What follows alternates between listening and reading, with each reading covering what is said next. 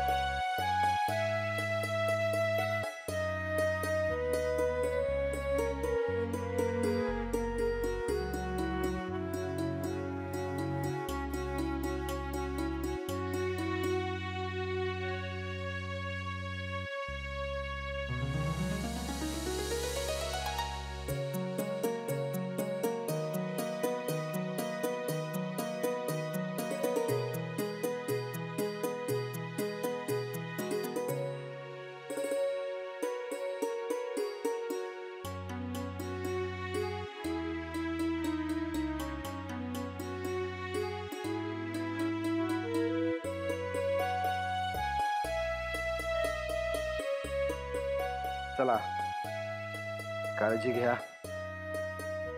आता 10-12 दिवस मी नसणार। माझी सभा कशी होते याविषयी मी तुमच्याशी बोलीनच आणि प्रत्येकाशी संपर्कातही राहीन। काळजी घ्या। पण आमची काळजी नको रे करूस, उलट तुझं तिथे कसं काय होणार याची चिंता आम्हाला लागली। बाबा तुम्ही खरंच आमची काळजी नका करू, कारण तुम्ही जरी इथे नसलात ना तरी जानकी आमची काळजी घेईलच। आणि माझ्यासोबत वाकणीच आहेत की, त्यामुळे तुमच्या जर काही सूचना असतील तर त्यांना सांगून ठेवा, कारण ते माझ्यापेक्षा तुमचंच जास्त ऐकतात। लगेच काही एवढे वाकणीसानं टोमणे नको आहेत काही मारायला, ते आहेत म्हणून आमची काळजी जरा तरी कमी झाली। वामन, आता या घरातला कर्ता पुरुष तू आहेस,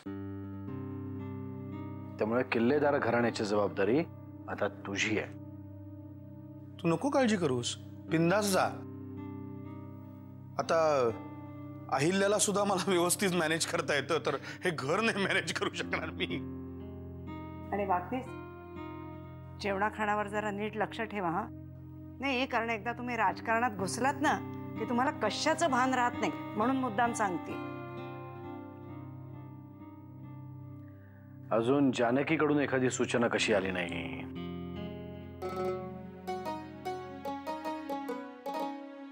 मी काय सूचना करणार, स्वतःची काळजी घ्या म्हणजे झालं।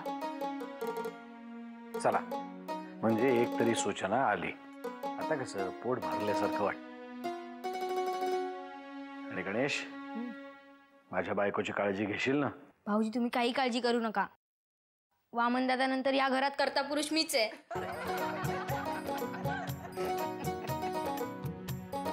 चला तुमच्या सगळ्यांचे असे हसरे चेहरे पाहून खूप बरं वाटतंय, ते असेच राहू द्या। चला वाकणीस।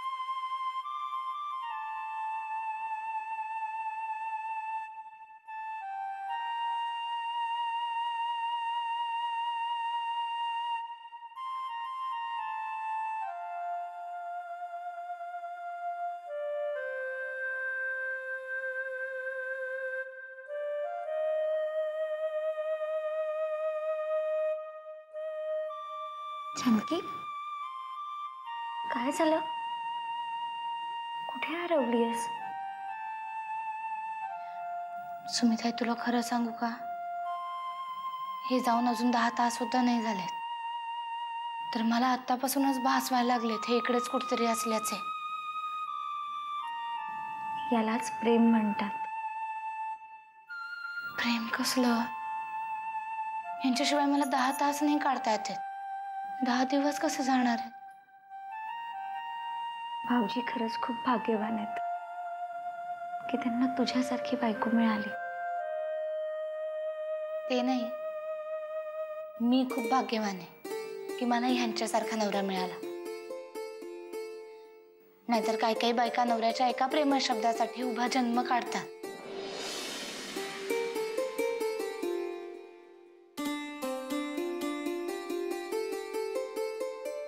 खरंय तुझं. काही काही बायकांच्या नशिबात हे सुखच नसतं.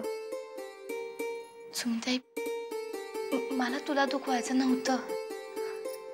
अगं नाही, मी खरंच दुखावले नाही गेले.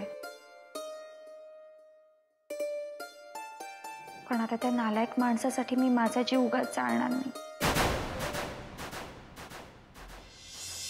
जे तुझ्या नशिबात आहे ते तुला मिळणारच, आणि जे माझ्या नशिबात आहे ते मला मिळायचं चुकणार नाही.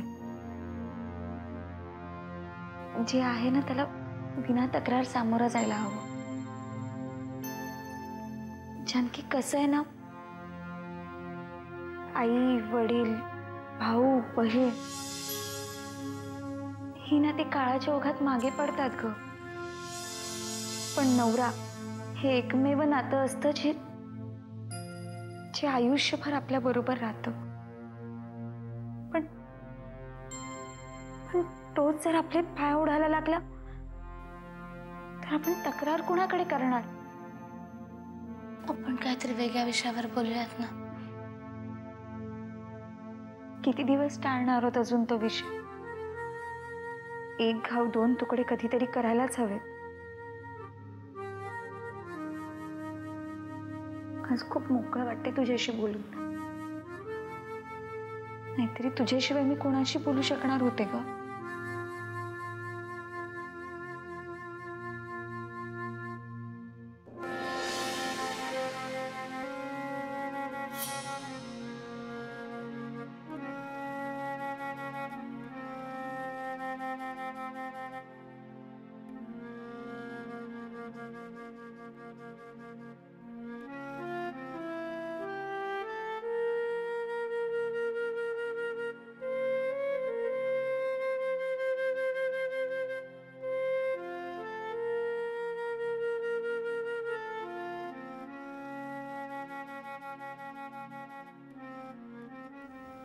संपतराव, सभेची तयारी कशी झाली? म्हणजे गर्दीचा आकडा काय असेल? मला माफ करा साहेब, पण म्हणजे नेहमीसारखी गर्दी होईल असं मला नाही वाटत.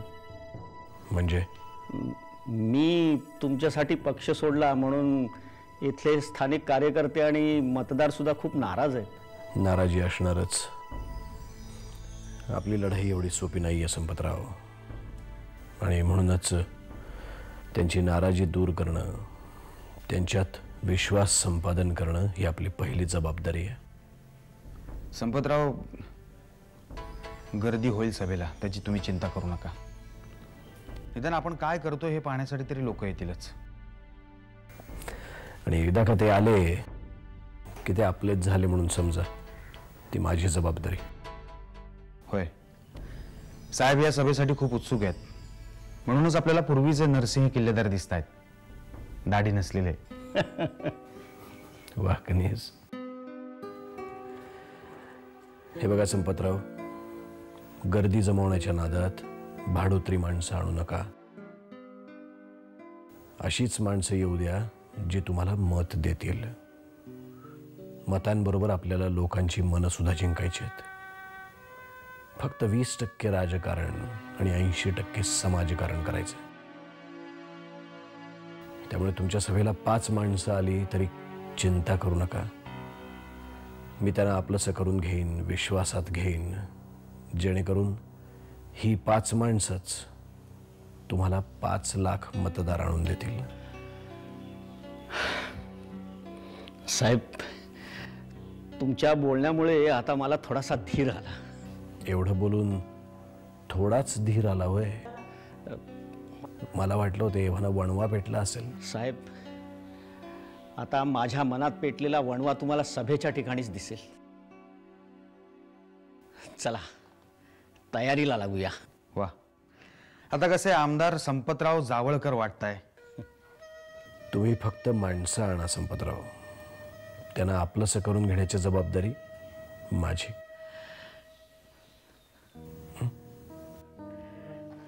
बरं आहे साहेब, येतो.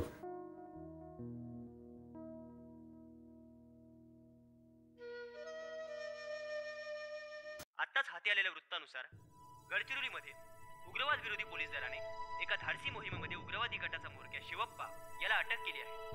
या मोहिमेत 3 पोलीस अधिकारी शहीद झाले आहेत तर 2 उग्रवादी मारले गेले आहेत. वाकणीस, हा शिवप्पा इतका घातकी माणूस आहे का? साहेब, त्याला माणूस म्हणायचं की नाही इथपासून वाद आहेत. मग तरीही हा प्रसिद्ध कसा काय? स्थानिक प्रश्नांना उग्र स्वरूप देऊन त्यांच्या मूलभूत हक्कासाठी लढणारा मसीहा अशी प्रतिमा तयार केली तिथल्या लोकांमध्ये. त्यामुळे त्याला सोडवण्यासाठी प्रयत्न होतीलच साहेब. साहेब, जर आपल्याला हा दौरा टाळता आला तर? नाही वाकणीस, दौरा कॅन्सल करून नाही चालणार. कारण जर आपण तसं केलं तर आपल्या विरोधकांच्या हातात आयतं कोलीत मिळेल. पण साहेब, आता काय? कारण त्या लोकांकडनं घातपात होण्याची शक्यता नाकारता येत नाही. बरोबर आहे तुमचं वाकणीस, पण आधी तिथल्या परिस्थितीचा आढावा घ्या. तिथल्या कार्यकर्त्यांशी, नेत्यांशी संपर्क साधा. साहेब, मी तिथल्या कार्यकर्त्यांच्या संपर्कात आहेच. वाटल्यास कमिशनर साहेबांशी बोलून घेतो. पण जानकी वहिनी आणि आत्याबाईंच्या प्रश्नांचं काय? आत्याबाई आणि जानकीशी मी तिथे गेल्यावर बोलीनच. पण हा गडचिरोली दौरा होणार म्हणजे होणारच. काम बंद करून घरात बसून नाही राहू शकत वाकणीस. आपण कामाला लागा. ठीक आहे साहेब.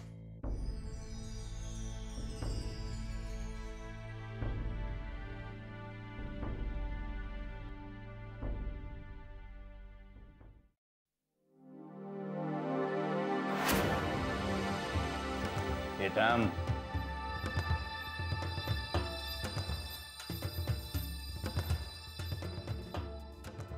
मी सकाळी तुला काहीतरी प्रश्न विचारला होता, उत्तर दिलं नाहीस. तू सरळ निघून गेलीस. उत्तर काय त्याचे? काय प्रश्न ऐकायला झाला नाही? कान फुटले काय तुझे? Hello hello 1 2 3 4 mike testing 1 2 3 4. ओरडू नका, ऐकू येतंय मला. मग सकाळी काय झालं होते? काय दात खिळ बसली होती का काय? का त्रास देताय मला? तो त्रासच संपून टाकू आपण कायमचा. घटस्फोट दे मला. नाही देणार. काय म्हणली? नाही देणार घटस्फोट. ऐकू येत नाहीये का तुम्हाला? आवाज चढवून बोलायचं नाही माझ्याशी, कळलं की नाही? मी सरळ विचारतोय, सरळ उत्तर द्यायचे. आणि परशुरामला नाही ऐकायची सवय नाही. ते नाही म्हणायचंच नाही. गपचूप घटस्फोट देऊन टाकायचा. कटकट मिटवून टाकायची कायमची. नाहीतर नाहीतर काय? काय करणार? मारणार मला? मारा, खुशाल मारा. जीव केला तरी घटस्फोट देणार नाही मी तुम्हाला. जीव तुझी जाम चुरू चुरू बोलायला लागले ग. तुला ना आता दाखवायलाच पाहिजे.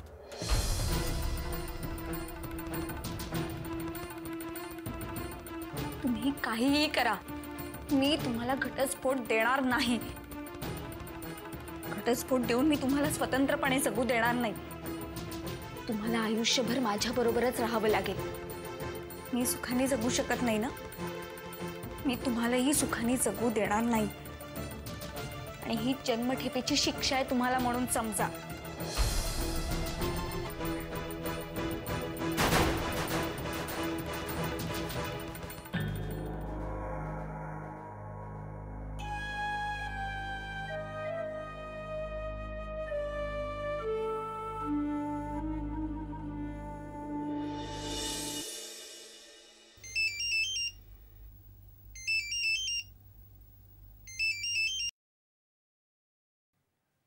आत्ता आठवण झाली होय माझी. किती वेळ वाट पाहत होते फोनची. जानकी, अगं सभेची तयारी आणि मीटिंग्स चालू होत्या. आत्ताच जावळकर साहेब येऊन गेले. तुम्ही काही काळजी करू नका. रमावतीपेक्षा सुद्धा ना जास्त गर्दी होईल या सभेला. नाही जानकी, तशी परिस्थिती नाही आहे इथे. जावळकर साहेब थोडे साशंक आहेत, कारण बंडखोरीनंतर त्यांना किती पाठिंबा मिळेल हे त्यांना माहीत नाही आहे. मग तुम्हाला काय वाटतं, काय होईल? मीही थोडा साशंकच आहे, कारण जर सामान्य कार्यकर्ता उत्साही नसेल तर यश मिळणं कठीण आहे ना. नाही नाही, यश मिळेल ना. भरपूर गर्दी होईल, कारण लोक फक्त तुम्हाला ऐकायला येणार आहेत. मी म्हंटल ना, रमावतीपेक्षा सुद्धा जास्त गर्दी होईल या सभेला. आणि तुम्हाला कुठे सत्ता हवी आहे? तुम्हाला फक्त तुमचं म्हणणं लोकांपर्यंत पोचवायचं आहे ना. ते पोचेल. तुझ्याशी बोललं ना की खूप बरं वाटतं. उत्साह संचारतो. म्हणजे एरवी बाहेरून कितीही उत्साह असला तरी आतून उत्साह मिळण्यासाठी तुझ्याशी बोलणं आवश्यक असतं. आणि म्हणूनच जानकी, उद्या सकाळी सकाळी मी तुला फोन करणार आहे आणि तुझा आवाज ऐकूनच दिवसाची सुरुवात करणार आहे.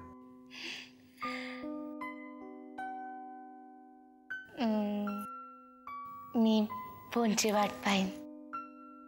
ठेवू? Good night.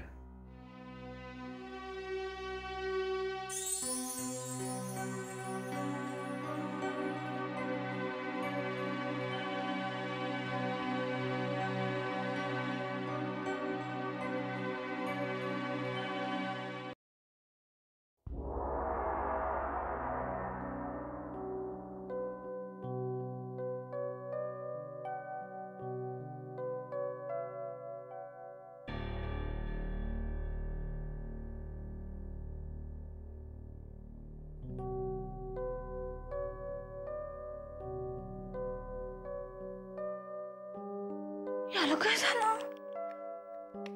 झालं ना गण्या.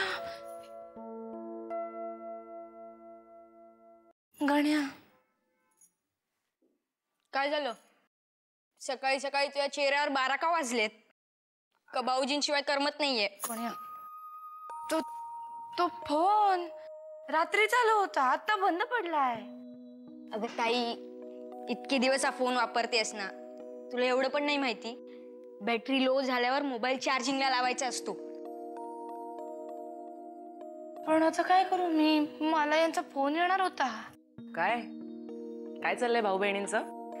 अगं काय नाही, हिला भाऊजींना फोन करायचा होता आणि बॅटरी लो झालीये. मला त्यांना फोन करायचा आहे, त्यांचा पण फोन येणार होता, तर मी काय?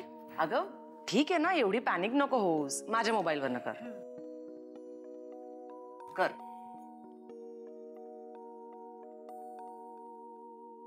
बाबा,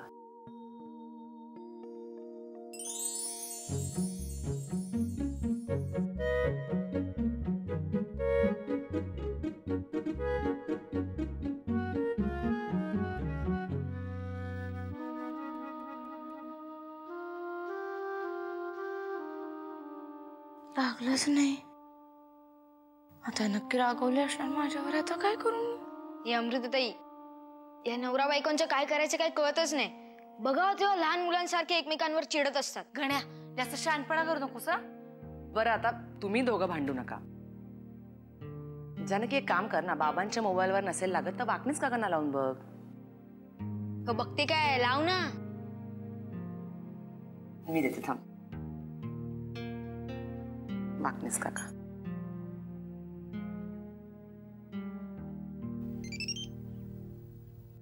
हा बोला अमृतताई. नाही नाही, मी जानकी बोलतीये. हे आहेत का तिकडे? माझा फोन का उचलत नाहीयेत? साहेब आता स्टेजवर गेलेत, मी तिथे नाहीये, त्यामुळे नक्की नाही सांगू शकत. हे रागवलेत का माझ्यावर?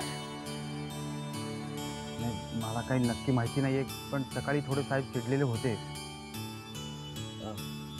तुमचा फोन आला होता, मी सांगतो त्यांना. माफ करा, मी जरा घाईत आहे. फोन ठेवू का?